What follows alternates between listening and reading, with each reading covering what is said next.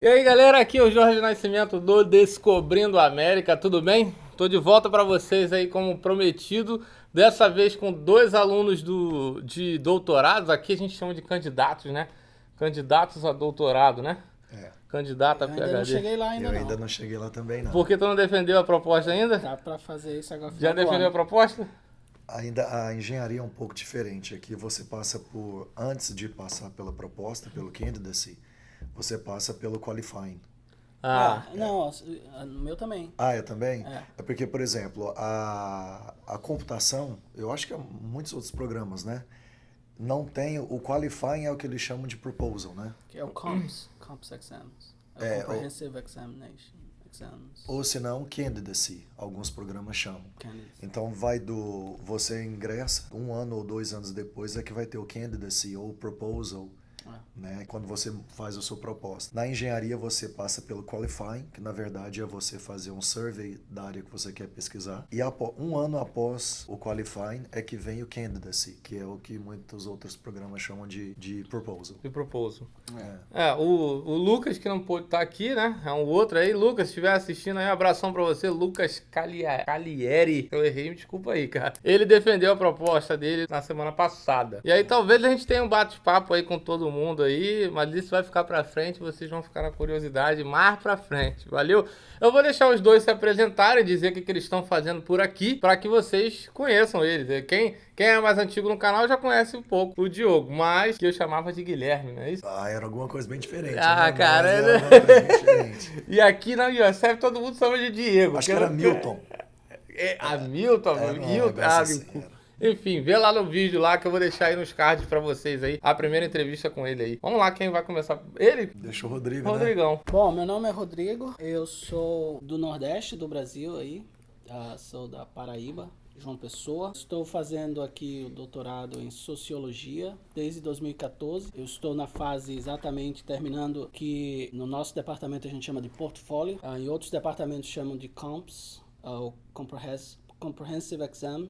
No nosso caso é uma série de trabalhos que temos que fazer até cumprir uma série de requerimentos e depois defender esse portfólio para depois avançar para o proposal, que será no semestre que vem, e aí é quando eu vou estar de fato com o candidacy. Eu estou aqui com a minha família, eu moro aqui bem próximo do campus, a minha esposa Adriana e a minha filha de 4 anos, Liz. Eu acho que é isso. Legal, diga lá. Boa tarde, pessoal.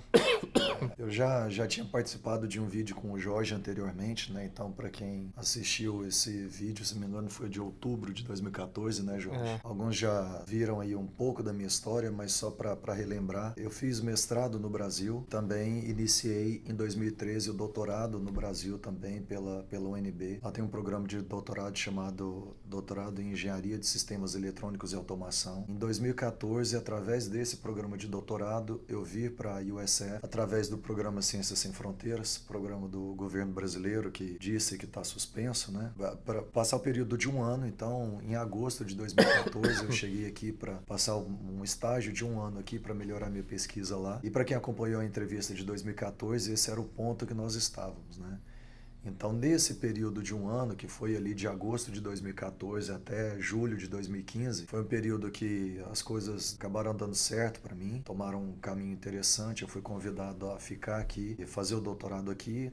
Obviamente tive que passar pelo processo de seleção. Então, atualmente eu faço o doutorado aqui da Engenharia Elétrica, aqui pela USF. Continuo também no doutorado lá da UNB. Já passei pelo DQ, que aqui no Departamento de Engenharia Elétrica chama de DQE, que é a qualificação, né, que no Brasil é conhecido como qualificação. Estou caminhando, foi em outubro, né, a minha qualificação, então foi em outubro, e agora eu caminho para no ano que vem passar pela etapa de candidacy, que é quando aí eu me torno que eles chamam, né, de candidato ao doutorado, né? E vim para cá com a minha família, que é a minha esposa e minha filha. Minha esposa agora está grávida. Ei, mas tem um americanozinho chegando aí. A família está crescendo. Tem um americanozinho aí, legal. Corajoso você.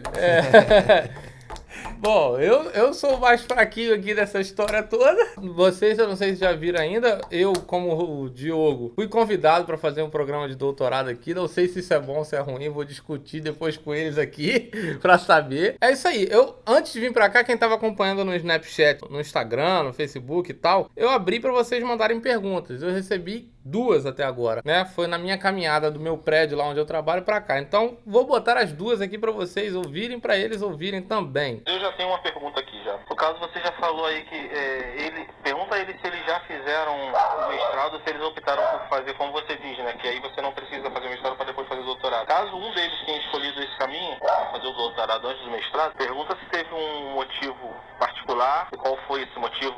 Se ele vê quem fez vê alguma vantagem nisso. E deixa eu perguntar pro pessoal lá, né? Beleza, então é isso. Acho que vocês já meio que responderam, mas dá uma pincelada. Eu só quero entender uma questão aí dessa pergunta. Depois, se você souber esclarecer. Ele fala assim, fazer o doutorado antes do mestrado. Ele está falando na aplicação daqueles programas que você sai da graduação para o doutorado, é isso? Isso. Mas nesse processo você pega um mestrado. Você não passa pelo mestrado assim, você não sai sem um mestrado. Não sai sem um mestrado, mas você aplica direto, mas nessa tua caminhada isso. tem um... É que não existe um mestrado terminal. Você não pode terminar o mestrado e sair do programa, que aí você não recebe o título de mestre. Entendi. Mas você, quando termina o doutorado, você sai com mestrado e doutorado. Legal. Então é só a questão do mestrado terminal.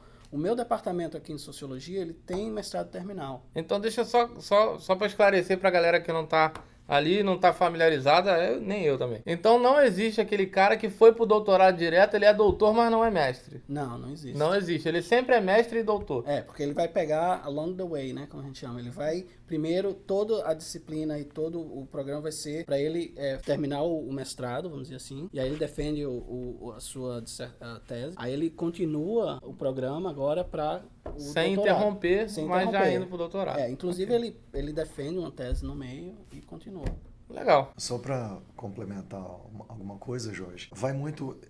Eu acho que a maior preocupação dele, eu não sei se eu tô correto, minha percepção está correta, mas eu acho que a maior preocupação dele é se realmente é possível sair da graduação e ingressar direto no doutorado sem ter feito o mestrado, por exemplo, no Brasil, ter feito o mestrado em uma outra instituição aqui. Até porque no Brasil, como o Rodrigo bem falou, né? Lá a gente tem essa ideia de que são 2 coisas separadas e aqui não, né? Agora, algo que é importante deixar claro é que isso também depende de departamento. Então, por exemplo, a ciência da computação, ela exige que o aluno faça o mestrado antes. Você não pode ingressar no programa de doutorado direto sem ter feito o mestrado. A diferença é que aqui a gente separa esse conceito de mestrado e doutorado. Eles a título de ingresso, a título de seleção, não. Então você ingressa o que a gente chama de pós-graduação. Aqui eles chamam Graduate School, né? A diferença é que se você ingressa no Graduate School aqui, você não tem um mestrado, falando, por exemplo, da engenharia elétrica, são 72 créditos que você precisa fazer. Ou seja, você tá fazendo isso que ele acabou de fazer. Tu tá caminhando no mestrado aí. Exatamente. Eu já tô lá para meus 50 créditos já. Exatamente. Eu não aguento mais fazer crédito aqui nessa história. Se você já fez o mestrado, como é o seu caso, está terminando o mestrado, e aí se você fosse entrar no mestrado aqui, na graduação, na pós-graduação aqui,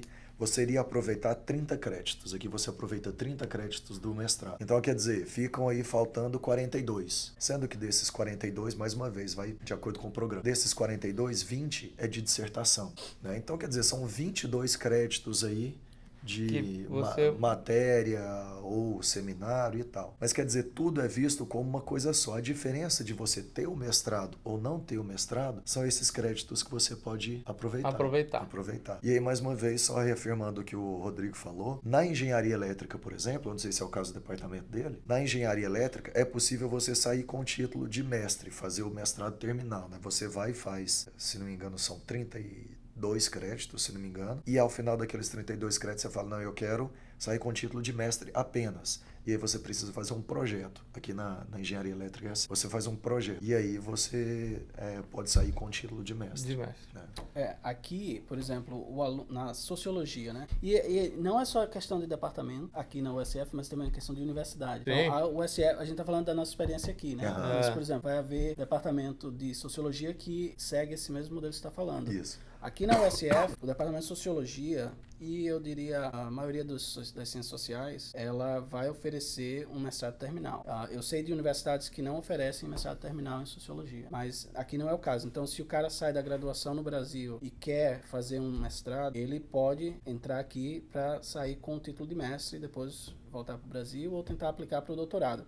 Agora, se ele sai da graduação e quer entrar no doutorado na sociologia aqui, ele não pode. Ele vai ter que ou primeiro passar pelo mestrado aqui, ou fazer o mestrado no Brasil e depois vir, que foi o que eu fiz. Tá. Eu fiz o mestrado na Universidade Federal da Paraíba, em Sociologia. O meu projeto já era com relação às igrejas imigrantes e aos imigrantes brasileiros nos Estados Unidos, só que no Texas. Então, eu queria estudar esse mesmo grupo, só que na Flórida, que é uma comunidade bem maior. Então, eu entrei na Federal, no doutorado na UFPE, em Pernambuco, mas iria sair muito caro para mim, para continuar estudando em Pernambuco e depois vir fazer minha pesquisa aqui, ter que viajar e tal. Então, para mim, foi muito mais vantajoso vir fazer o doutorado aqui, já que eu estou não somente na universidade na Flórida, mas a comunidade que eu estudo é aqui na Flórida. Então, para mim foi mais vantajoso. Mas se eu não tivesse esse mestrado anteriormente, eu teria que aplicar para o mestrado primeiro, para depois fazer o doutorado. Entendi. Aí já puxou 2 ganchos aí que eu sei que vocês querem saber, mas de propósito eu vou deixar só para mais tarde.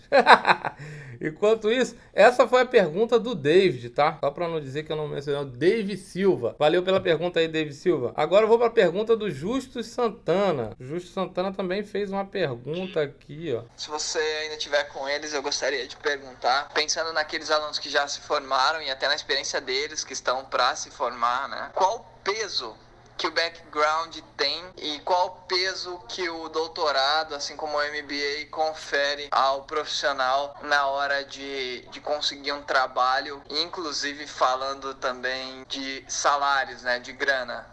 Qual que é o peso que o background, a experiência do cara versus o canudo aí nos Estados Unidos, né?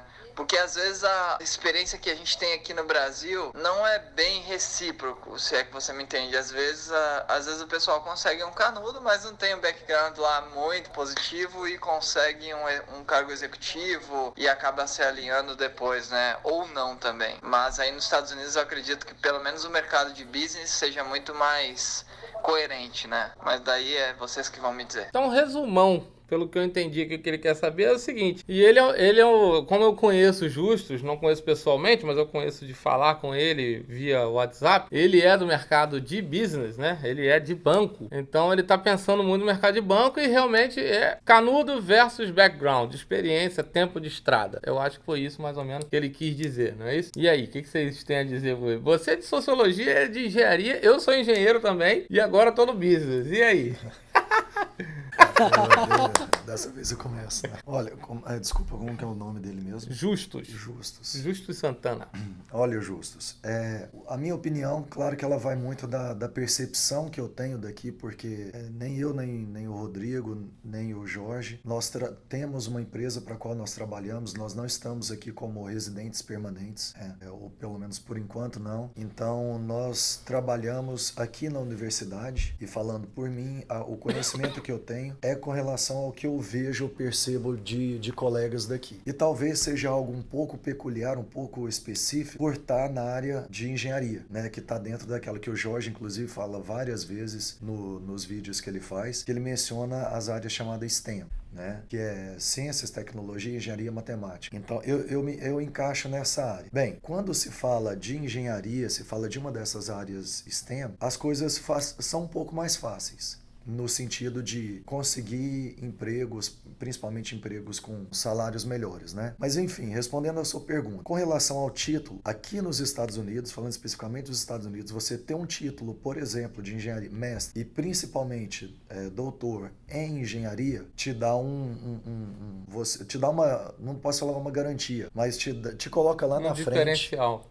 É um grande diferencial, né, em relação a outras pessoas. Quer dizer, se você é uma pessoa que trabalha na área engenharia, computação, o que for, que tem uma larga experiência, vão ter muitas empresas querendo te contratar, sem sombra de dúvida. Agora, para você conseguir uma empresa que queira te patrocinar, para você ter te dar o visto de trabalho, o H1B, já não é tão simples assim. Muitas empresas querem contratar o cara. Só que o processo de patrocínio hoje em dia, ele é um processo moroso, tanto de tempo quanto financeiro. Então, para a empresa querer passar por esse processo, realmente o profissional ele tem que ser muito diferenciado. Elas tendem aqui a enxergar o mestre e o doutor como esses caras que têm esse diferencial. Então, o que eu sinto, o que eu percebo aqui, pelos alunos que estão concluindo aqui e pelos alunos que fizeram apenas a graduação, que não fizeram a pós-graduação aqui, o que eu percebo é que você ter um título de mestre, principalmente de doutor, te dá uma vantagem muito grande para você conseguir o visto de trabalho aqui. Agora veja bem, eu estou falando especificamente de como imigrante, né, que é o nosso caso aqui, mas imigrante temporário, residente temporário e que tem planos de futuramente conseguir alguma forma de ficar aqui de forma legal, pode ser através de um green card direto ou através de um visto de trabalho. Então assim, o canudo de pós-graduação me parece que faz a maior diferença. Agora, se a pessoa tem uma experiência muito vasta, uma experiência que realmente é algo bem diferente, né? Claro que vão ter muitas empresas que vão querer aplicar, mas não é o que mais se vê. Por exemplo, eu tenho um amigo conhecido, na verdade, que ele morava em Campinas e ele foi contratado pelo Facebook direto. De lá de Campinas, o Facebook já convidou ele, aplicou ao visto de trabalho, foi sponsor dele e ele já foi lá para Menlo Park direto. Né? Mas quer dizer, eu acredito que isso daí hoje em dia, são casos, né? São exceções, né? São exceções. Agora, a gente que tem, por exemplo, um doutorado em STEM já não é exceção. É, na verdade, algo muito comum. Uma regra. Bom, eu vou dar a perspectiva da ciência social, né? É diferente porque quando a gente fala de emprego para cientista social, sociólogo, antropólogo, cientista político... Relações internacionais se encaixa nisso? RI, pessoal de RI? Porque no Brasil agora é meio que moda RI, né? Minha esposa fez RI. Depende se eles... está dentro faz parte, assim, usa os métodos científicos para pesquisa. Então, a gente separa humanidades com ciências sociais, e aí humanidades entra história, entra letras, entra outras disciplinas que não necessariamente, filosofia, que não fazem uso dos métodos científicos. Essas outras usam. Mas, quando você chega, por exemplo, no doutorado, nessas áreas, basicamente você está preso à academia.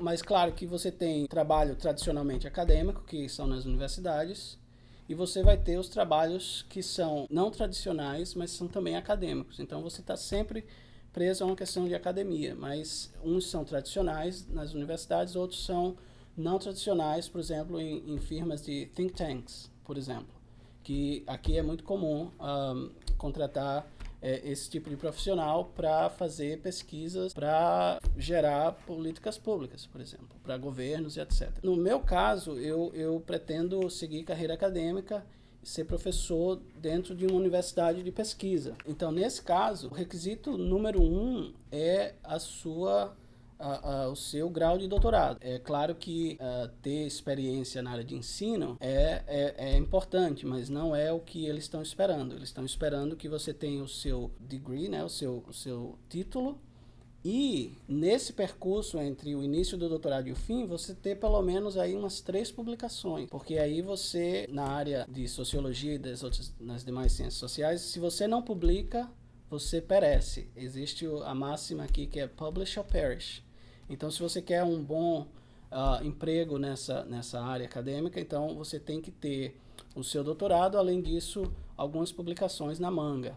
Essas publicações não necessariamente necessitam ser um autor solo, você pode ser também coautor de algum professor, você pode ter parceria com seus amigos de departamento, etc. Mas a questão da experiência, ela vai sendo adquirida no doutorado. Por exemplo, se você foi um GA, um Graduate Assistant, ou se você foi um TA, um Teaching Assistant, ou se você foi um RA, um Research Assistant, tudo isso vai sendo colocado no seu currículo e você vai transformando isso em experiência para depois ser mostrado numa seleção para professor.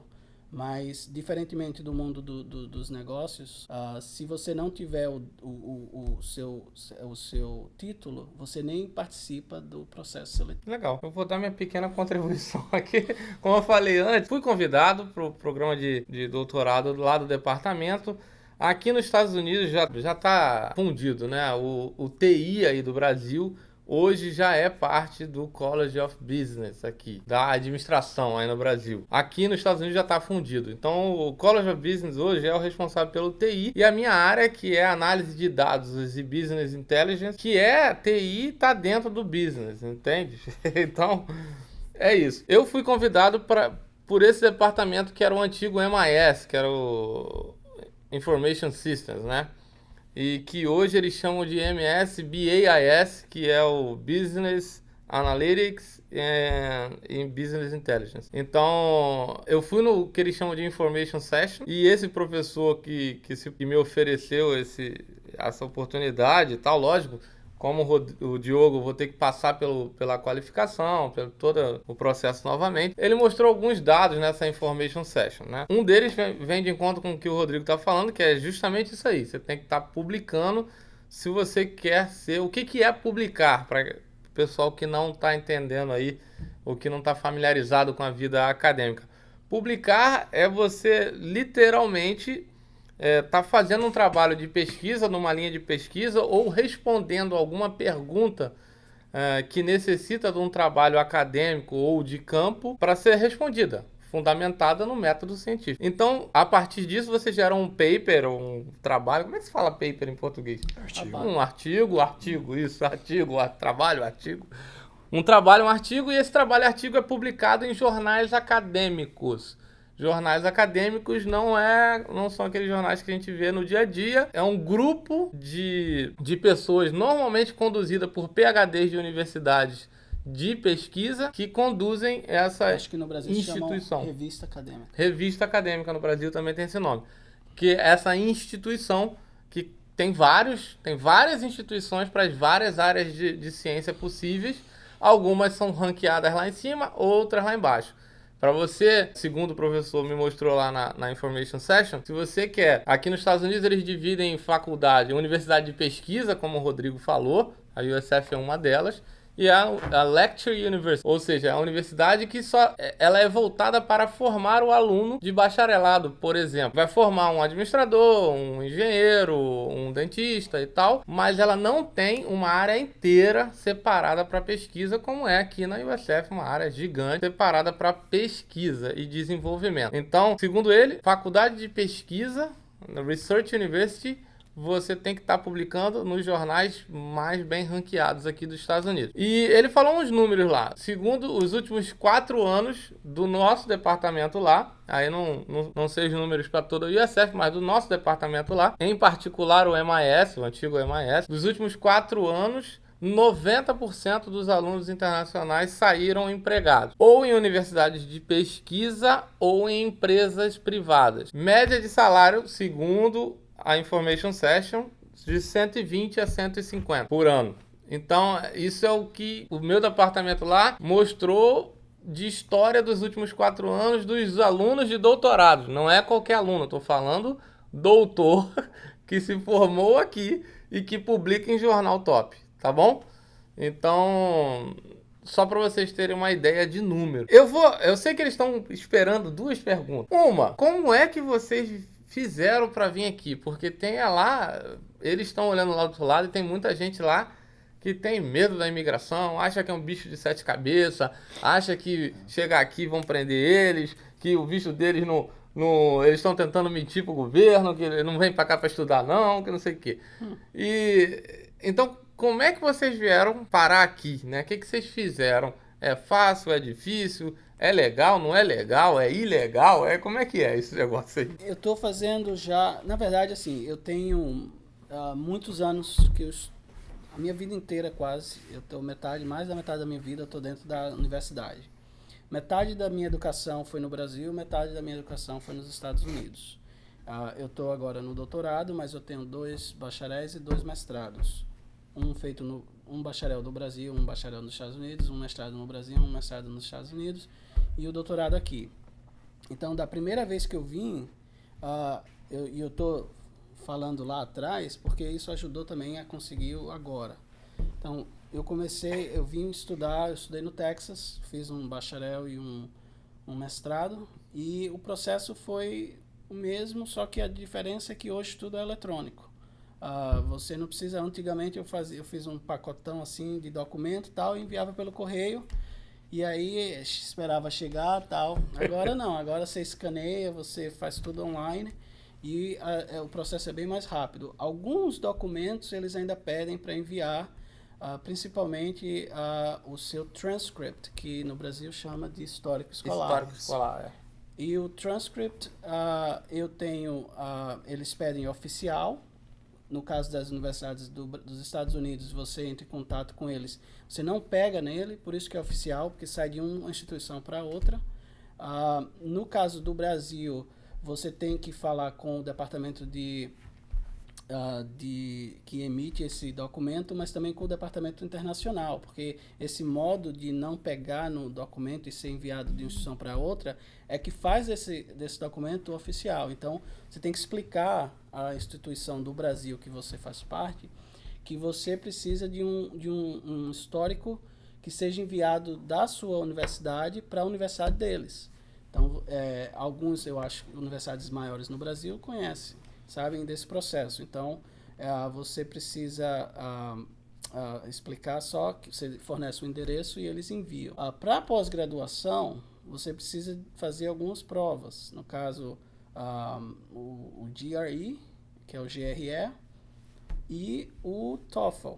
No caso que eu já tinha estudado aqui, eu não precisei fazer o TOEFL, mas eu tive que fazer o GRE. Essas provas ela mede, no caso, o GRE, matemática e inglês, e você também tem uma redação, e o TOEFL só inglês. Eles não têm uma nota de corte, uma nota que você passa ou reprova, mas é um score que você adquire, e dependendo do departamento, aí sim, eles vão olhar apenas aquelas notas que chegaram ao mínimo que eles pedem. Se não atingir aquele mínimo, eles podem lhe cortar e você não participa da seleção. Depois que você envia todo o seu documento para cá, você vai ter uma resposta dele. Essa resposta pode ser positiva e eles te oferecem, eles te dão a oportunidade de você responder à oferta que eles fazem. Eles podem te negar também, se for o caso de você não ter sido escolhido entre os alunos para o próximo ano, o próximo semestre. No caso de você ser aceito, você responde à oferta que eles fazem.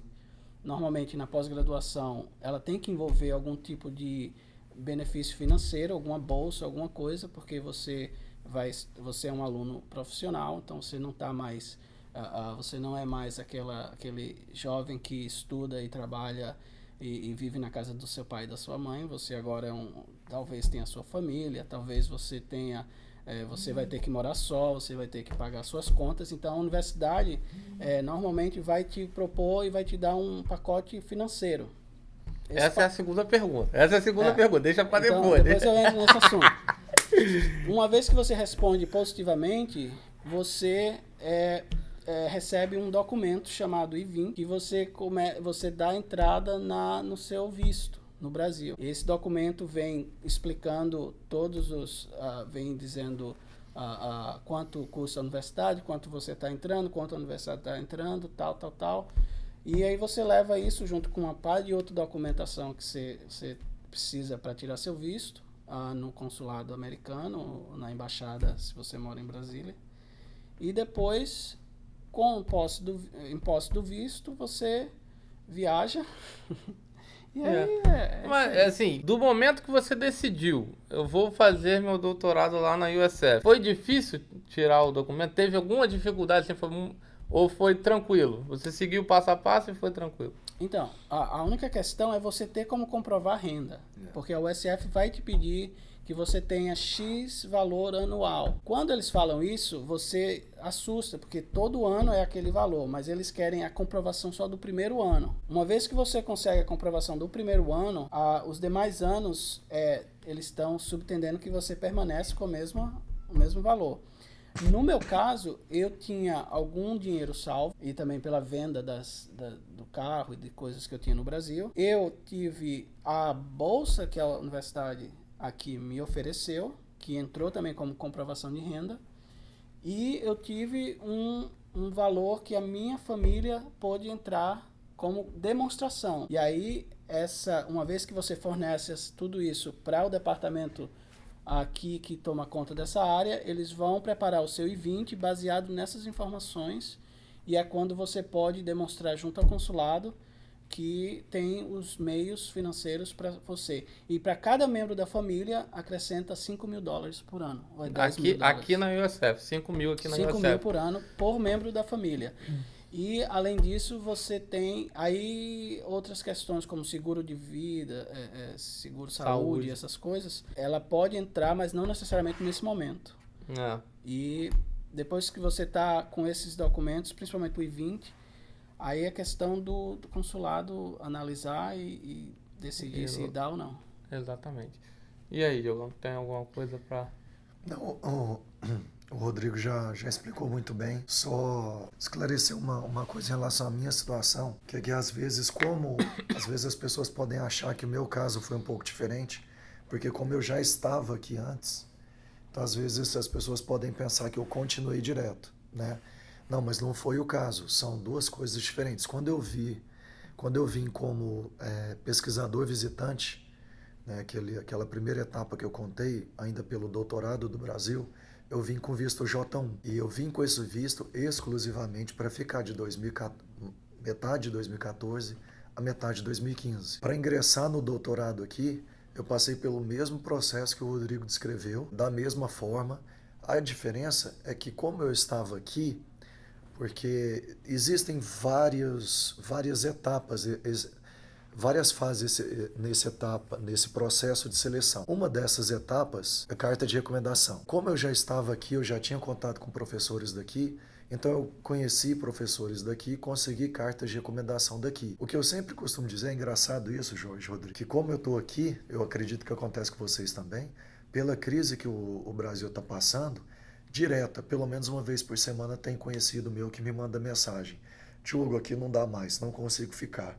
O que é que você precisou fazer para ir? Sim. Então sempre tem pessoas procurando saber como é que pode fazer esse processo. E aí eu, pelo menos falando do departamento, mais uma vez, hein, gente? Essas coisas, tudo pode mudar de departamento para departamento e universidade para universidade. Mas eu acho que isso já é um pouco mais genérico. Para você ser aprovado, você já ter feito contato com o orientador, com o professor, que vai vir a ser o seu orientador. Se você apresentou uma proposta para ele anteriormente, ele gostou daquela proposta, ele demonstrou interesse em trabalhar com você, ele demonstrou interesse em ser o seu orientador, isso daí, acredito eu, que pesa muito, é bem semelhante ao Brasil nesse pesa muito em relação à seleção, à aprovação. E isso eu falo também até para universidades, vamos falar assim, as top 15 do país. Claro que nas top 15 do país, você ter feito a proposta, um professor ter gostado, já não garante a aprovação. Você tem que passar, porque a concorrência é muito grande, né? Tem que pensar que as melhores mentes estão querendo ir para lá. Mas que se você está em pé de igualdade com os seus concorrentes e você tem já um contato com o professor, tem carta de recomendação de professor daquele departamento, isso aí te auxilia bastante. Então, para quem tem interesse de fazer, eu sempre indico o seguinte: entra no site, vê lá os professores. Você quer ir para sociologia? Entra no site, pega o nome dos professores de sociologia, procura saber, filtra quais são aqueles que trabalham, pesquisam em áreas afins àquelas que você quer pesquisar. Procura saber de uma forma específica o que aqueles professores fazem, para quando você for entrar em contato com ele, você saber o que realmente ele faz. Eu até vi uma entrevista com um professor uns tempos para trás falando exatamente isso. Aquele e-mail que você manda como uma mala direta, né? Você cria um modelo lá e dispara aquele mesmo e-mail para vários professores, só mudando o e-mail e o nome. O professor, ele entende, ele percebe aquilo logo de cara. Então, faça um negócio direcionado, é igual em uma entrevista de emprego. Para você ir na entrevista de emprego, você procura saber o que aquela empresa faz, né? Quais são as possíveis áreas que eles podem te colocar para trabalhar naquela empresa, né? Quer dizer, você precisa conhecer a empresa antes de ir para a entrevista. É a mesma coisa quando você vai procurar o orientador. Essa é uma etapa muito importante. E aí depois vem todas essas etapas que o Rodrigo descreveu. Eu queria só adicionar aqui uma questão que nessa mesma linha, uma coisa que eu não fiz, mas que depois eu vi que há muito valor, é que você também pode contactar os alunos. Os sites dos departamentos normalmente têm o contato dos alunos que estudam nesse departamento na graduação, na pós-graduação. E se você se interessou por algum professor, você procura quem são os alunos desse professor. E aí você manda um e-mail que é para esse aluno e pede alguma informação, pergunta como é que é o departamento, como é que foi. Porque a gente, como aluno, a gente quer também ajudar as pessoas que querem entrar no departamento. Então, é do nosso interesse também responder aos futuros alunos, intermediando com o professor. Então, é uma dica também, e até para você conhecer melhor o professor, contactar os alunos desse professor e bater um papo com eles, ao mesmo tempo ou antes de enviar para o professor. Bacana, bacana. A segunda pergunta que o nego tá se coçando ali, a minha experiência com essa coisa toda de caminhada, desde quando eu tava perdido lá no Brasil, atirando para tudo quanto era universidade, está aqui em cima, nos cards aqui, nesse canto superior esquerdo aqui. Dá uma olhada lá que vocês vão dar eu não vou repetir aqui, tá lá, tem um vídeo só pra isso aí, passo a passo. Então, a outra coisa é a seguinte, o aluno que é doutorado, como você mesmo falou, já tá casado, já tem filho, já tem uma história diferente, já tem anos aí de carreira ou profissional ou acadêmica, que não deixa de ser profissional também. Ele vem pra cá, eu sei que isso vai variar, pessoal, vai variar de universidade para universidade, departamento para departamento. Ele vem pra cá, ele vem seco ou dá pra ganhar um dinheirinho? Tem Social Security pra galera? Porque é outra pergunta que eles vão fazer. Tem Social Security? Como é que eu faço pra ter? Tem um dinheirinho, não tem um dinheirinho? Eles te pagam, não pagam? É a bolsa nua e crua, assim, ó, não precisa pagar mensalidade ou tem mais alguma coisa? Essa aí é uma área complicada, viu? Acho que a nossa experiência é diferente. Eu acho que é legal da gente O legal é que são dois departamentos totalmente diferentes. Totalmente diferentes. Com histórias completamente diferentes que pode ajudar mais gente que tá ouvindo. Exatamente. Verdade. A gente, inclusive, antes da gente começar a entrevista, nós estávamos conversando exatamente sobre isso, né? A diferença dos departamentos.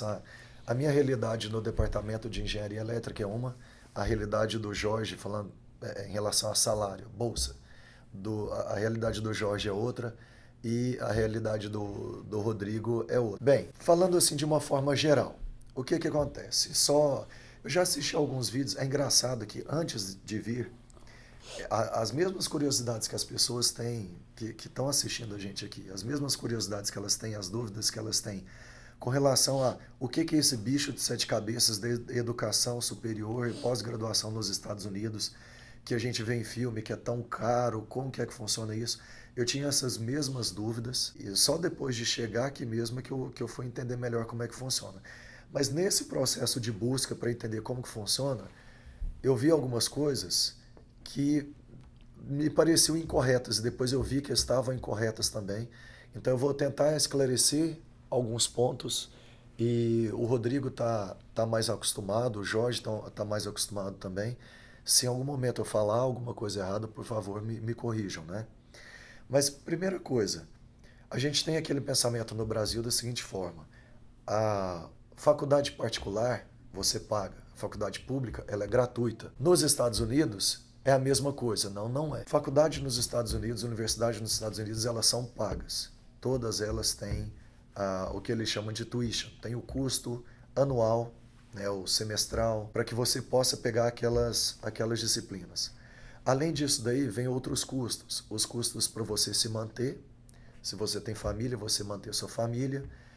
E tem também algo que é muito importante para eles aqui, que é o seguro-saúde. Então, assim, tem esses custos, independente de ser uma faculdade particular ou independente de ser uma universidade pública, ela é paga. Como é que você vai fazer para pagar ela? Ou você precisa ter o dinheiro para pagar, ou senão você consegue bolsa. A diferença da bolsa aqui é que quando você recebe uma bolsa, na verdade você é um funcionário. Você é contratado pela universidade E aí, para você trabalhar para a universidade, você ser um bolsista da universidade, como é um trabalho, você precisa ter Social Security Number. Então, a universidade ela vai emitir uma carta para você, ela vai emitir uma carta em que você vai apresentar no Social Security Office, olha, eu estou sendo contratado pela universidade, então eu sou um residente temporário, mas eu posso tirar o Social Security Number, tá aqui a carta, e aí eles vão emitir esse número para você, que uma vez que você tiver esse número, aí a universidade vai rodar toda a papelada necessária para que você seja contratado. Você precisa desse documento para que você possa iniciar o seu trabalho. Bem, agora falando do que gera mais perguntas, gera mais ansiedade, né, com relação ao valor. Isso varia com a sua graduação, se vai ser uma graduação, se vai ser um mestrado, se vai ser um doutorado. O valor vai variar. Me parece que esse valor pode variar por departamento. Não sei se eu estou correto. Eu acho que pode variar por departamento.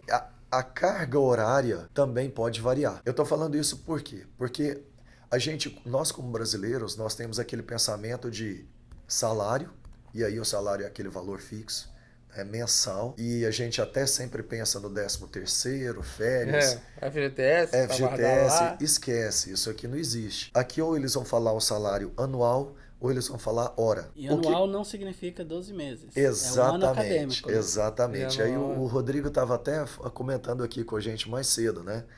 Vamos supor que eles falem lá que você vai receber anualmente $20 mil, só supondo aí, $20 mil. Esses $20 mil é o montante que você vai receber no ano. Não divida isso daí por mês, tá?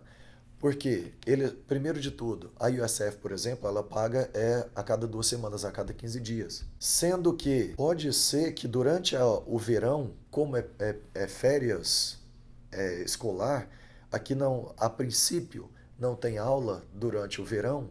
Se não tem aula, não tem professor. Se não tem professor, o professor pode te dispensar o aluno, né? Porque o aluno ele está diretamente relacionado ao professor. Ele tem um professor lá que é responsável por orientar aquele aluno. Você está realizando um projeto que está ligado àquele professor, ou você está dentro de um laboratório do professor X. Se o professor não vai precisar do seu serviço durante esse período de férias, você não vai receber por aquele período. Então, quando você assina esse contrato de anual, pode ser que você não receba durante esse período de 3 meses. O que nós como brasileiros, por exemplo, receber as 2 primeiras semanas. Sei lá, vamos supor que nessas 2 primeiras semanas deu $800. Você acha que todas as 2 semanas você vai estar recebendo $800. Não, você tem que fazer o caixa, tem que procurar saber se você vai receber durante o verão. Porque se você não for receber durante o verão, tem que fazer o caixa para você passar esses 3 meses. Porque senão você vai complicar a sua vida. Isso daí é muito importante. E aí, mais uma vez, vai de departamento. Engenharia, ciência da computação, como são departamentos, são áreas que têm muito dinheiro, né? O país investe muito em tecnologia, principalmente nessas 2 áreas. Então, o que os professores fazem, claro que tem aqueles professores que dispensam o aluno durante o verão, mas via de regra, o que eles fazem não, eles estarem sempre pagando, inclusive no verão. Por quê? Porque geralmente o aluno que vai receber, falando de aluno de mestrado e doutorado, esse aluno de mestrado e doutorado vai estar trabalhando no laboratório do professor, o professor tem um projeto. Então, além do salário dele, que aqui o professor também recebe 9 meses. Então, como que ele compensa esses 3 meses? Pegando projetos, pegando os grants. É através daquele grant, daquele projeto, que ele paga os alunos.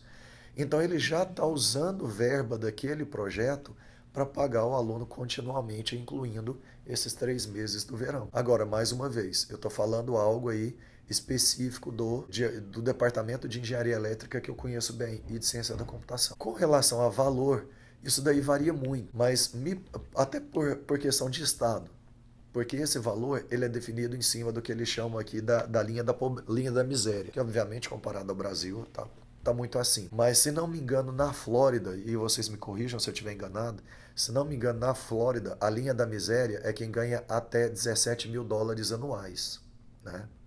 Tô abaixo. Mas depende do número de pessoas na casa. Mas eu acho que é depende isso do número. mesmo. Isso, é verdade, é Se verdade. você for sozinho ganhar esse valor, você não está abaixo da pobreza. É Agora, verdade. Se você tem uma família, tem esposa e filho, Não ganhando tá, esse não tá valor, piorando a minha situação, é melhor parar por aí. Viu? ele conta pelo household income. Isso. E aí, se só um ganha, ou se os dois ganham, ou se... Então, tudo isso é levado em conta. E eles consideram também... Acho que não é 1.700 não, é 1.200. Eu posso É checar 17 mil por ano, eu acho, né? aqui. Por ano. É, por ano, 17 mil por ano, Sim. se não me engano. Isso considerando, gente, que é uma carga horária de 40 horas semanais, né? Que dá mais ou menos aí, que o pessoal fala que é mais ou menos a hora mínima aqui, em torno de 8, uns quebradinhos, 8 dólares mais ou menos. Dá nessa faixa aí. Dentro da universidade, a hora mínima é 8,50, mas fora da universidade é 8 história. Eu acho, mais ou menos nessa 8, faixa, 24, uns 8 dólares, alguma coisa assim.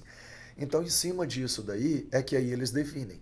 Se Pra você ter essa informação, você é da Flórida. Da Aqui Flórida. É o número de pessoas na casa. Se for uma pessoa, é bem mais baixo. Se for uma pessoa, 11.700 por ano, tá, pessoal? 2 pessoas, 15.900.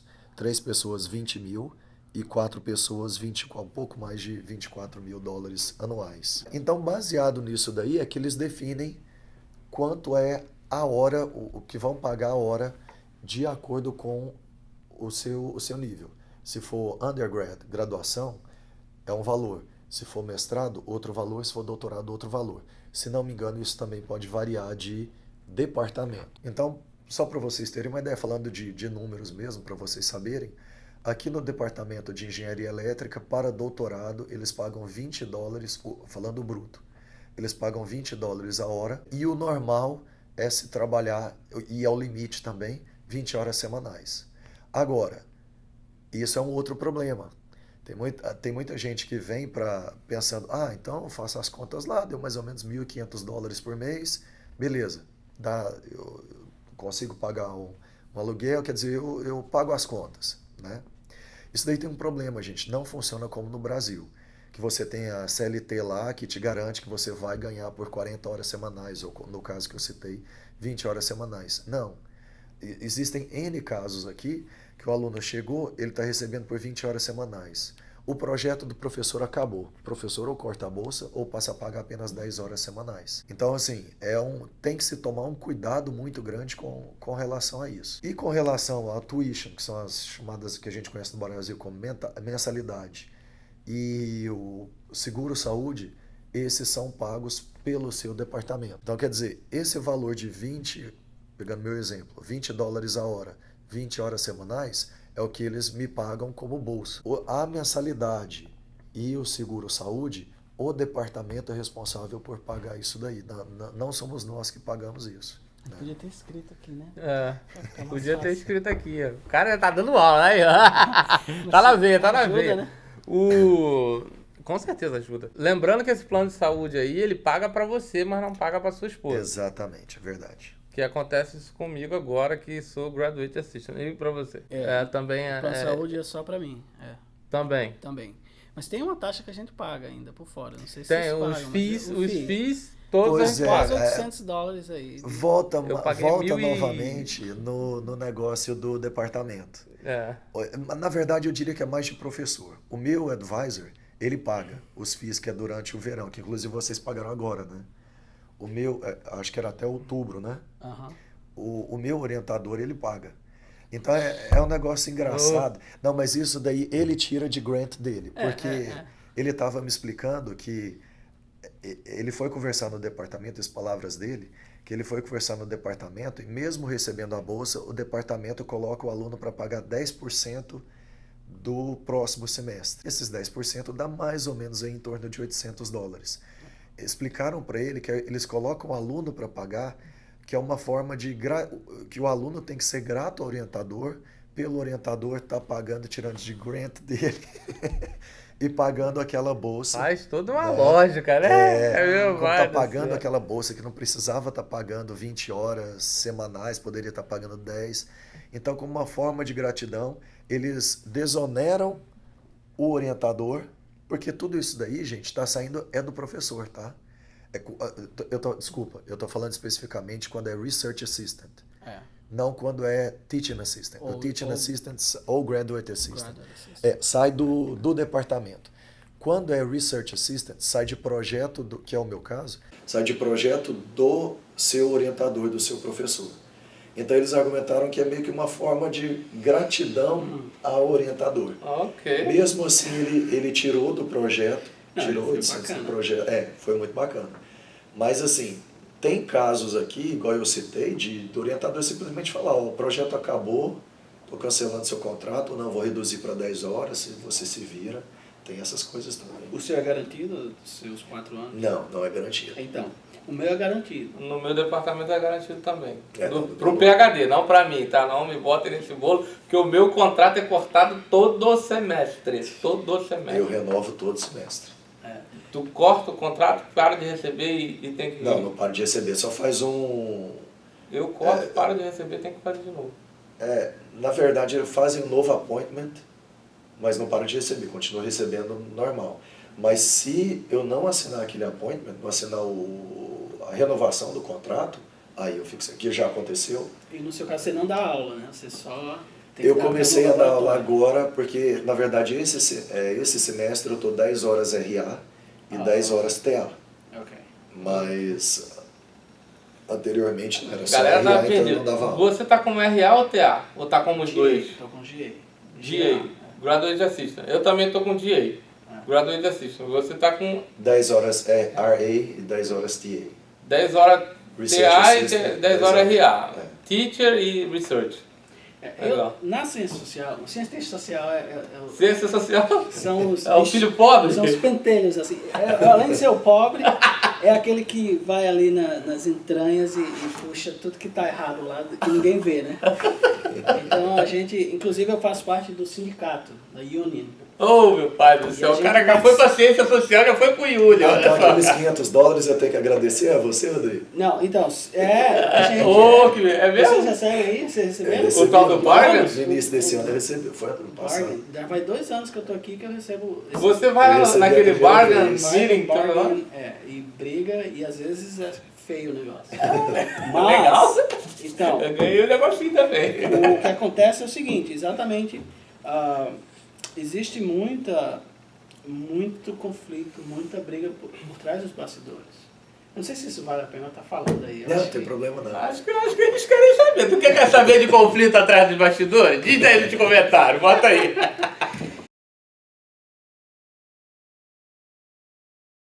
Tem muita É confusão. lá na UCT. No caso... Aqui parou de gravar já, tá fogo. Eu ia até puxar aqui um e-mail que eu recebi que esse aqui são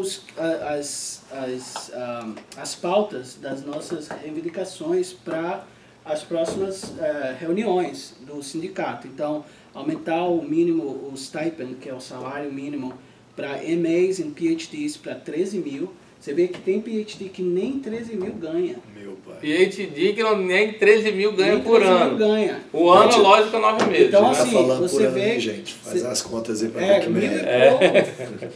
Então, Só pra ter uma ideia. garantir 100% da cobertura do seguro-saúde, do pagamento, porque eles estavam com a intenção de, porque os premiums estavam aumentando, cortar e subsidiar só uma parte. E você pagar a Não, outra. faz isso comigo não, pô. Então, a luta é para que eles mantenham 100% Já passei dos nessa época, sou pagamentos. antigo aqui, rapaz. Adicionar cobertura dental, que a gente não tem. Pô, tô é só precisando, saúde. tô precisando. E aliviar o peso das FIIs, que no caso eu pago quase $800 Eu paguei por 1.900. semestre na universidade que já paga esses tua 1.500. E estender o unpaid leave, que é tipo, você está doente, você poder sair do trabalho, mas recebendo de 6 até 16 semanas. Que hoje é 6, até São 6 semanas. aumentar para 16. Ou seja, existe uma pauta, existe uma luta, mas o que acontece? Cada departamento lida com dinheiro diferente. No Brasil, você, ao CAPS ou CNPq ou aquelas empresas, não é empresa, as instituições dos estados, né? Tem a FUVESP, é FUVESP que chama? Não sei. Bom, tem essas FAPESP, no caso de São Paulo. Pronto, é isso aí. Então você tem essas, são muito poucas e são todas governamentais. Aqui não, aqui você tem instituições particulares, privadas, por exemplo, que banca os professores numa grant, que é um dinheiro para pesquisa, e que esse professor faz isso tudo que o Diogo falou. Mas também existe o departamento bancando os alunos, que é no meu caso. No meu caso, eu recebi uma carta, desde quando eu fui aceito, garantindo financiamento por 4 anos, se eu mantiver o progresso, assim... Outstanding. Se eu mantiver boas notas, que eu estou progredindo no programa. Não se eu ficar parado sem fazer nada, então eles vão cortar o financiamento. Mas como eu tenho conseguido progredir, então eles continuam renovando automaticamente. E se por acaso eu precisar de um 5º ano, eu ainda tenho a chance de continuar sendo financiado. No meu caso, a minha contrapartida é o ensino. Eu sou professor, eu dou aula desde quando eu entrei na USF. No primeiro semestre eles deram um curso de pedagogia, basicamente, para a gente, bem voltado para a área de sociologia, que é uma área que lida com problemas sociais, lida com uma série de problemas na sociedade daqui dos Estados Unidos, opressão, injustiça, uma série de coisas, e como lidar com esses problemas em sala de aula. E no segundo semestre, já do primeiro ano, eu já tive uma turma de 50 alunos, e de lá para cá eu venho dando aula para graduação, pegando essas bombas aí todo semestre. Eles pagam normal, tudo certo, mas existe uma série de coisas, como eu mostrei aqui, por trás dos bastidores, porque a universidade às vezes pensa em cortar o benefício, a universidade pensa em cortar o benefício da bolsa, eles têm resistência para aumentar o salário. Por exemplo, eu cheguei aqui em 2014 e desde 2014, estamos terminando 2016, meu salário não teve 1 centavo de aumento, mas o meu aluguel já aumentou $200. E claro que a gasolina aqui está baixo, mas outras coisas aumentam. Então assim, não é que você vive num paraíso só, a gente tem problemas aqui também. E se o salário não aumenta, não acompanha a inflação, a gente perde. O que é que a universidade tem feito já por 2 anos? Tem dado um bônus de $500 para calar a nossa boca. Porque, na verdade, a gente quer que eles aumentem o salário, não, eles fazem não, toma $500 e cala a boca. E ano que vem a gente volta. Fica quieto aí, estudante. A gente volta a discutir. O cara quer arrumar problema. Existe isso também aqui. E se não houver um sindicato que tem sido muito... essas conquistas de bolsa, não é bolsa, de seguro-saúde, 100%, cobertura de 100%, não existia antes, foi conquista do sindicato. Conseguir um mínimo para todos os PhDs tem sido a tentativa, e eliminar com os FIIs é outra tentativa, mas é um processo. Eu tô fora, o mestrado tá fora, só tô falando de PhD aqui, eu tô fora. Mas assim, quando a gente entra nessa... Pega isso como exemplo por ser a nossa realidade. Eu não sei nem como o mestrado sobrevive, cara. Sinceramente. Tá vendo porque aí? Lá no meu departamento... Se inscreve aí nessa porcaria, dá like aí, tá vendo aí? O cara tá falando. O mestrado, cara, lá no meu departamento faz $10 mil por ano. O que? Não, desculpa. Nossa, tá brincando. $10 mil por ano. O mestrado? O doutorado, não, eu não faço gente, 10 mil. Outra coisa importante aqui, gente, que tem que saber, é que isso daí, quando se fala em salário anual aqui, é bruto, hein? É antes de desconto. Ainda vai ter um desconto Então, às depois. vezes você pega aí, 12 mil por ano dá 1.000 por mês. Não dá 1.000. Não dá 1.000 por mês. Tem Tem desconto. desconto também. Agora, qual é a vantagem? Agora, a gente falou tanta coisa ruim, né? Qual é a vantagem? Entre aqui e o Brasil, por exemplo. Eu sempre fui bolsista no Brasil. A vantagem que eu vejo, primeiro, o custo de vida aqui é mais baixo.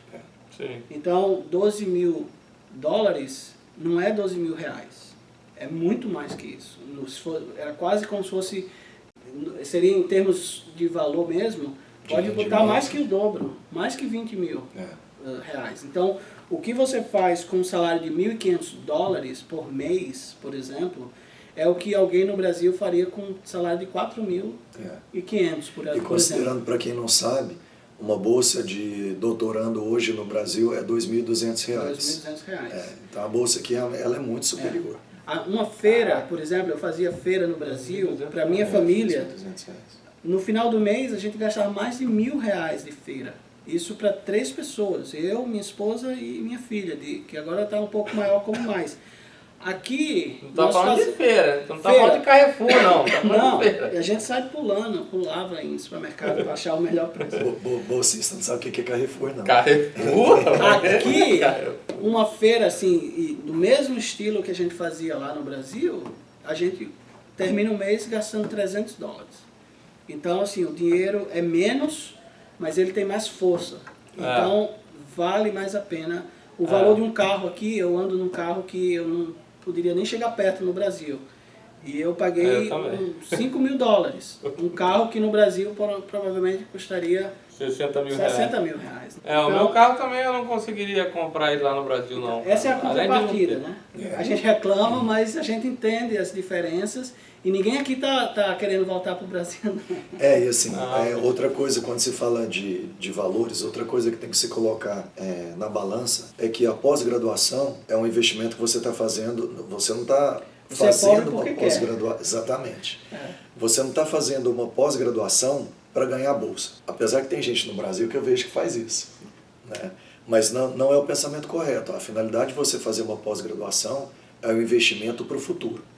A diferença aí é você fazer uma pós-graduação no Brasil pensando no futuro, o retorno não é um retorno justo. Claro que as pessoas hoje em dia, principalmente agora com a PEC 241, que os salários de professor, principalmente professor de dedicação exclusiva, de instituição de ensino federal no Brasil, doutor, veio à tona. Então, o inicial do cara é 10 mil. Se for somar benefícios, dá até um pouco mais de 10 mil reais. É um baita de um salário, mas o que a gente tem que ter em mente é que são pouquíssimos cargos, são pouquíssimas vagas que se tem. Um doutor no Brasil hoje, ele vai trabalhar numa faculdade, que é o que mais tem, é uma faculdade particular no Brasil, ele vai ganhar na faixa de R$38 a hora. Então, assim, é um valor muito baixo, considerando que aqui nos Estados Unidos, se ele for para dar aula aqui que chama o college, né, que seria semelhante à faculdade particular no Brasil, o anual dele vai começar na faixa de $80 mil. Ainda assim, se for um college pequeno, né? Mas é nessa faixa, $80, $90 mil. Que se você for fazer as contas para ficar mais fácil, né, fazendo por mês, vai dar mais ou menos aí $7 mil ao mês. Quer dizer, uma pessoa que ganha aqui $7 mil ao mês, o poder aquisitivo dele é muito superior do que um professor de uma faculdade particular no Brasil, que vai ganhar... Do que o cara que ganha R$10 mil no Brasil. Ou que de faculdade particular que vai ganhar R$6 mil, R$7 mil. Exatamente. No Brasil. Mesmo que o cara ganhe R$14 mil no Brasil, o poder de compra de um cara de $7 mil aqui ainda é maior. Ele vai morar num casarão que o cara de 14 mil só vê na televisão da Globo. Exatamente. Novela da Globo. E assim, só um parênteses, esse valor aí também é bem específico da área de engenharia. Sim. Mais uma vez, gente. Sociologia... Eu tô falando específico de engenharia. Aqui. Vamos ter uma ideia. Na área de sociologia, você se formou doutor e conseguiu publicar em jornais importantes e foi para uma universidade de pesquisa tipo...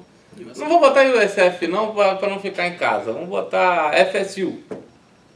Você foi... Florida State. A número 1 aqui da Flórida. A número 1, E aí? Não, a FSU, a UF, a USF, a UCF, a FYU, todas essas do sistema de Flórida de universidades, eles vão ter mais ou menos um valor meio próximo, parecido para as ciências sociais. Quem consegue... Agora você tem que separar assim, qual tipo de emprego que você entra. Ou você é um tenure track professor, vamos dizer um tenure track. Ou um adjunct. Um tenure track vai ganhar... Aqui na USF e nessas outras grandes que eu falei, a partir de 70 mil. A partir de 70 mil. Tenure track, só pra galera que não tá entendendo, É o melhor, é o melhor caminho. É o que tá com estabilidade. É o cara que está passou estável. no concurso público. É o cara que está com estabilidade, é o melhor dos caminhos para a área acadêmica. Então, o tenure track na área de social, Flórida, 70... Mas eu diria que a média, vamos dizer, se eu saio daqui, termino o doutorado, se eu entro no pós-doutorado, a média nacional vai ser 40 mil. A mais. Não, 40 mil dólares por ano. Isso no pós-doutorado, não estou falando professor ainda. Se eu entro como um tenure track, vai ser 60, 70 mil.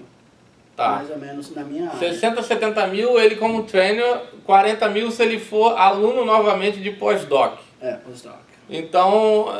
Isso é muito aquém da área de engenharia, com certeza. Só deixando claro aqui que no caso aqui nos Estados Unidos o pós-doc não é visto como aluno. Não. Ele é um pesquisador. Eu não sabia. É um pesquisador, é um research. Ele vai e ser é um uma research. forma excelente de você... porque o postdoc ele vai te dar mais tempo para produzir pesquisa, para quando você cair de novo E no publicar mercado, mais. publicar mais, para quando você cair de novo você ter mais chance de entrar. De entrar numa research. Se eu conseguir um postdoc, eu sair daqui, eu vou estar jogando bomba. Vai ser excelente. Fireworks. Um pós-doc. E você pode tentar o pós-doc aqui mesmo na USF ou não? Provavelmente não. Eu sei que, como aluno, eu não posso aplicar para ser professor aqui no meu departamento. Eu posso, talvez, como eu sou na área de ciências sociais, eu poderia tentar nesses departamentos interdisciplinares. Isso. Mas não na sociologia. Entendi. Ó, na área de engenharia, começa com 70. Lá na minha Information System começa com 120. Caramba. Se for Não sei nem que mundo é esse. Se for em universidade, Research University. O cara é Tenure Research University, né? Ou seja, o cara que é Tenure numa Research University, ele entra como Assistant Professor. Então, apesar do nome, para brasileirada, o nome fica aquele nome fraquinho, né? O cara fez isso tudo, ele é Assistant Professor. O cara é fraquinho. Não, ele tá no caminho do Tenure, ele é a melhor linha de profissão acadêmica para ele. Ou seja, lá no departamento de 120 em universidade top Research University, né? Agora, só uma questão. O cara só consegue a estabilidade depois que ele consegue passar do assistant. Então, o assistant professor é um prazo mais ou menos de 5 a 7 anos que ele vai estar produzindo e vai estar ensinando e vai estar fazendo, acumulando uma produção acadêmica e científica enorme, ou suficiente para quando ele for fazer o exame do tenure, o teste do tenure, para passar para associate professor. Quando ele chega no associate professor, ele pode comprar uma rede e nunca mais fazer nada. Ele não vai ser demitido mais. Não vai, Mas até passar para o associate, naquele período ali, é como se fosse um doutorado com esteroides. A gente pensa que o doutorando é o que mais sofre nessa pressão, mas quando você entra no assistant professor, é aí que a pressão começa. Porque você pode ser demitido ali naquela hora, na passagem para o associate. Mas exatamente. se você passou... Mas lá você falou de 5 a 7 anos. Lá no departamento, os professores sempre me falam 10 anos. Bom, aí vai Aí... mas enfim. 10 anos eu acho já muito, mas eu acho que pode ser também, não sei. Agora só, Jorge, talvez o vídeo vai ficar muito grande, mas... Já tá grande demais. Se você ficou até aqui, é porque você está gostando. Não edita ele. Você vai editar. Eu vou editar, vou cortar Mas as paus. explica, né? Você vai separando ele em outras partes. Mas só aproveitando o gancho aí que a gente está falando de renda em relação ao professor, ou outra coisa para a gente colocar em comparação aqui. Um professor ele pode muito bem ter outros... pegar projetos fora, prestar consultoria, o que no Brasil, igual eu falei mais cedo, um professor para ele ganhar um salário bom, igual eu citei, né? Professor doutor de instituição de ensino superior federal, mas para ele ter aquele salário que eu falei de R$10 mil, ele é dedicação exclusiva. Tira a dedicação exclusiva dele, o salário dele automaticamente cai para 7 mil, são R$3 mil. Na verdade até um pouco mais de R$3 mil. Né? Mas com os auxílios e tal, fica aí na faixa de R$7 mil. Então vamos pegar esse professor que é DE, ele é dedicação exclusiva, ele não pode pegar projetos, em empresa ele não pode prestar consultoria. A única coisa que ele pode fazer é apresentar uma proposta, porque lá no Brasil existe caso o pessoal aí de casa não saiba, existe uma lei que fala empresas, órgãos, companhias que fazem mais do que, se não me engano, são 2 milhões, ou era em 2008, né, quando eu fiz parte, 2 milhões de reais anuais, elas são obrigadas a tirar 2% disso para pesquisa e desenvolvimento, investir em P&D, pesquisa e desenvolvimento. Esses P&Ds, geralmente, elas procuram universidades para fazer. Então, um professor, ele pode submeter um projeto, igual, vou citar um exemplo. Né? Eu fiz mestrado na Universidade Federal de Goiás, UFG, e participei de um P&D envolvendo a Companhia Energética de Goiás, chamada CELG. Então, quem era o diretor do projeto, ele enviou, submeteu o projeto, foi aceito e tal. Bem, daquele montante lá, um valor X daquele projeto todo, ele tinha que separar. Vai ter tanto para comprar material, tanto para isso, tanto para aquilo, e aí ele vai poder tirar para ele tantas horas. Vamos supor que isso dê lá por mês R$3.000, na faixa de R$3.000, quer dizer, dá, igual o Rodrigo falou, né, um esteroide, dá um gás aí no salário do cara, bacana. A diferença é que pouquíssimas universidades hoje em dia estão querendo pegar esses projetos. O trabalho, fala assim, mas são R$3.000. O trabalho que tem para conseguir isso daí, fazer com que isso seja aprovado, e a responsabilidade em cima desse projeto, qualquer coisa que sair de linha ali, o cara tem que devolver, o professor tem que devolver aquela grana. E já vi vários casos disso acontecer. Os professores não estão querendo fazer isso. As universidades, os departamentos não estão querendo fazer isso. Por vários outros pontos vai, aí. Né? Aí vai. Enquanto aqui, a quantidade de empresas investindo, as empresas estão, a gente vê isso aqui diariamente, né? As empresas vindo aqui dentro da universidade, procurando, a gente tem tanto para investir, cadê os projetos? E todos esses projetos, os professores estão ganhando. Então, quer dizer, aqueles 3 meses de gap que o professor, a princípio, fica sem receber, tem como ele cobrir e tem como ele fazer muita grana através desses grants. Desses projetos. Lembrando que todos os salários que a gente falou aqui de anual, do cara que vai para uma Research University como Assistant Professor, é relativo aos 9 meses, tá? Ao ano acadêmico. Os outros 3 meses, a princípio, ele não recebe. A não ser que ele faça, dê aula no Summer ou arrume um projeto desse. Então, é isso. Eu espero que vocês gostem. Espero que, se vocês gostaram, deixa no comentário aí pra gente saber se vocês querem mais disso. Eu vou fazer uma rodada com o pessoal de mestrado, pessoal de Pathway e pessoal de bacharelado. As realidades são totalmente diferentes. O modo de falar, as coisas que vão ser ditas e o que vocês podem esperar, deixa aqui nos comentários se você quer uma pergunta para alguém que é de bacharelado, é mais novo, é a primeira faculdade, se você quer alguém de mestrado que está perdido, veio correndo para cá, o que você quer fazer. Valeu? Espero que vocês tenham gostado desse vídeo aí, a gente editou o que deu para editar, e é isso aí. Vejo vocês no próximo vídeo. Valeu.